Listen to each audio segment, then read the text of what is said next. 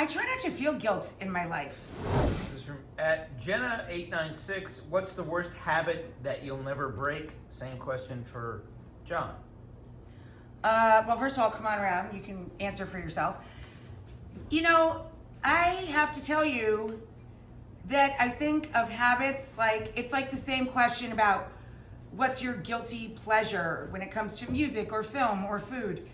I try not to feel guilt in my life. If I have a bad habit that I'm not quitting, it's because I like it and I'm a grown-up. I think that as a grown-up, you have to be responsible for your own behavior, and sometimes it feels good to be a little bad. There you go. That's my answer. What about yours? What she said.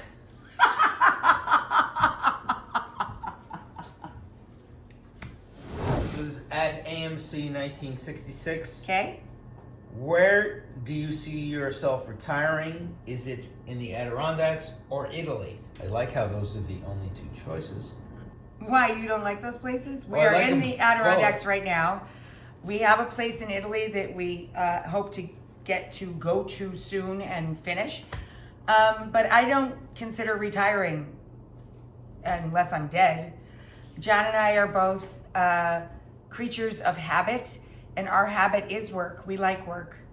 And I think we'll always be working at something. Certainly John will continue to work at his music, and I will always work in food or write or express myself in some way. We're not I don't think of life in sections like that. So, I don't know. Have you ever thought about that? Do you think you'll ever consider yourself retired? No, I like Willie Nelson's attitude. Yeah. He's like, why would I retire? I play a little bit of golf. I Right. play music. Like I do what I Or love. Charles for a living. Schultz. Yeah. That's right. He drew cartoons until Literally the day till the end, before right? he died. Because The end of his life. Yeah.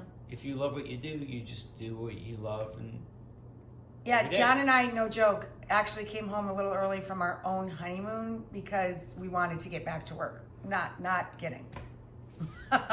But yes, we love spending time in New York City, of course, in the Adirondacks, and in Italy where we were married and where half of my family and all of John's family comes from.